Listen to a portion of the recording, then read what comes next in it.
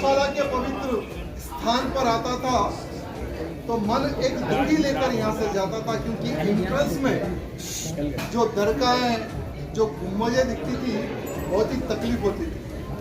कि भोजशाला में जहाँ पर हमारे ज्ञान का प्रचार होता था, बड़े बड़े विद्वानों को यहाँ पर शिक्षा मिलती थी, ऐसे हमारे पवित्र स्थान को खंडित करने का प्रयत्न किया गया, लैंड जिहाद करने का प्रयत्न किया गया।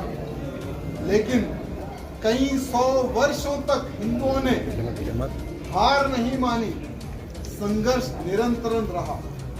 अंग्रेजों से भी संघर्ष रहा, उससे पहले मुगलों से भी संघर्ष रहा, और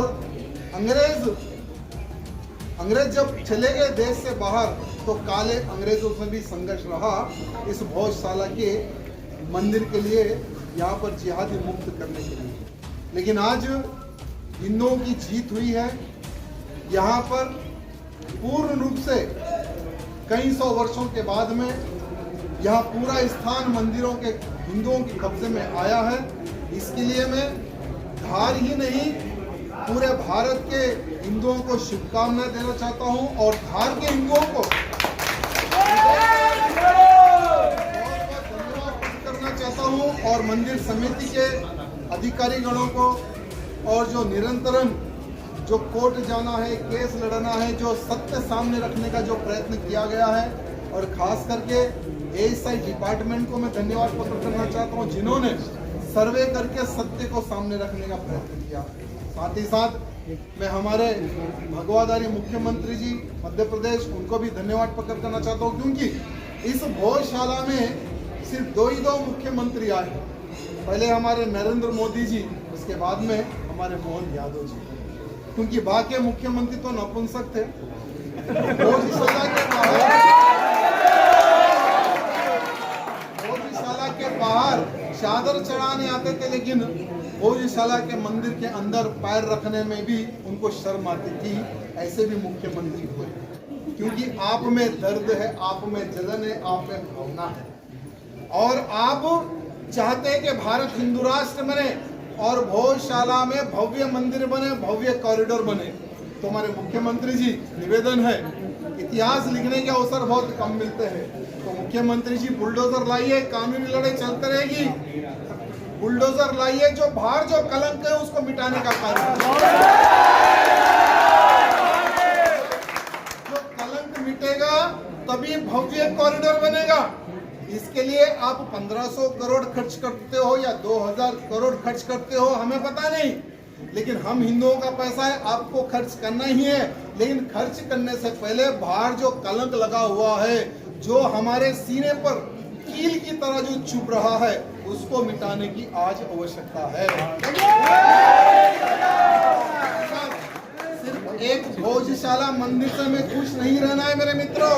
आने वाले समय में हमारे मध्य प्रदेश की पवित्र धरती पर जहां जहां पर इन लैंड जिहादियों ने लैंड जिहाद किया है, जहां जहां पर इन लोगों ने कब्जा किया है, सभी जब तक मुक्त ना करवा दे, मध्य प्रदेश का हिंदू शांत ना बैठे, ये मैं आप सबसे निवेदन करने की।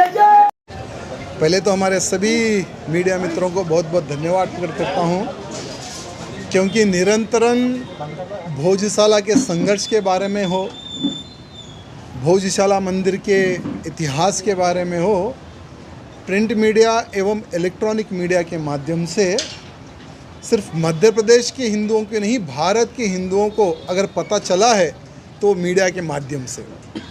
आज तीसरी बार मुझे भोजशाला आने का सौभाग्य प्राप्त हुआ है, और जब भी मैं इस भोजशाला मंदिर के दर्शन करने आता था तो एक दर्द लेकर जाता था कि हमारे ही प्राचीन मंदिरों को किस प्रकार से खंडित करके लैंड जिहाद किया गया, दरगाहें बनाई गई, मस्जिदें बनाई गई, किस प्रकार से हमारे हिंदुओं पर अत्याचार, और जब भी आता था एक दर्द लेकर जाता था।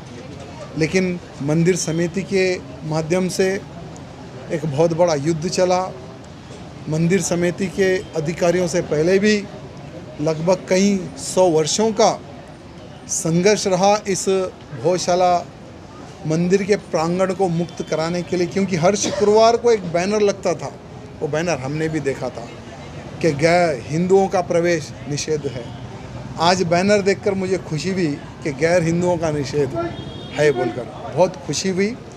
और जैसे इस मंदिर के दर्शन के लिए इतिहास में सिर्फ दो मुख्यमंत्री आए हैं। हमने तो देखा है 2 ही मुख्यमंत्री को। पहले तो हमारे प्रधानमंत्री वो समय के मुख्यमंत्री नरेंद्र मोदी जी आए थे, और अभी मध्य प्रदेश के हमारे मुख्यमंत्री मोहन यादव जी आए हैं। मोहन यादव जी आने के बाद में हमने उनका एक बहुत सुंदर स्टेटमेंट देखा है कि भव्य रूप से एक कॉरिडोर बनेगा। तो कॉरिडोर तो आपने बनाने का अनाउंसमेंट किया है, इसके लिए धन्यवाद प्रकट करता हूँ। लेकिन कॉरिडोर बनाने से पहले जो अभी भी जो कलंक लगा हुआ है वो कलंक तुरंत मुक्त करवाए, ये मैं हमारे मोहन भैया जी से निवेदन करना चाहता हूँ।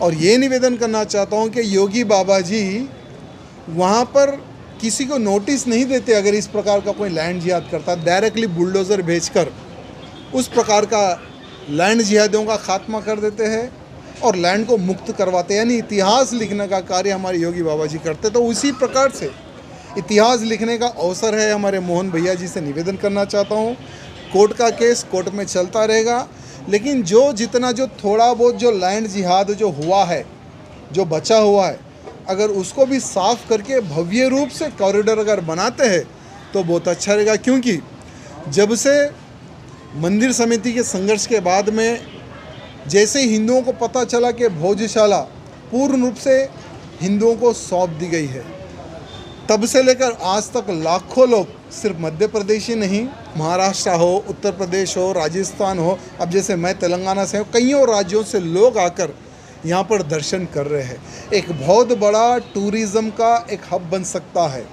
तो जल्द से जल्द हमारे मोहन भैया जी केंद्र से हमारे प्रधानमंत्री जी से बात करके जो लंदन में हमारी माँ सरस्वती की जो प्रतिमा जो वहाँ पर कैद है, उस प्रतिमा को लाकर भव्य रूप से यहाँ पर स्थापना करने का भी कार्य करे, ये हमारे मोहन भैया जी से निवेदन करना चाहता हूँ। साथ ही साथ 500 सालों का भव्य राम मंदिर का संघर्ष रहा, आज आसमान को छूने वाला राम मंदिर बन गया है। तो दूसरी हिंदुओं की विजय भोजशाला मंदिर की विजय मिली है। अभी तो और 2 विजय भी मिलने वाली है, काशी और मथुरा। तो हिंदू थोड़ा धैर्य रखे। जितने हमारे मठ मंदिरों पर जिहादियों द्वारा कब्जा हुआ है, सभी मठ मंदिरों पर भगवा झंडा लहरा के रहेगा। राजा जी, जैसे कि मैं आपसे प्रश्न पूछना चाहता हूँ, मान लीजिए बात देवी की मूर्ति लंदन से यहाँ नहीं आएगा, अगला कदम आपका क्या रहेगा? देखिए, संघर्ष के कारण ही आज भव्य भोजशाला में कॉरिडोर बनने का अनाउंसमेंट हुआ है मुख्यमंत्री जी द्वारा। तो हम सरकार पर प्रेशर डालेंगे।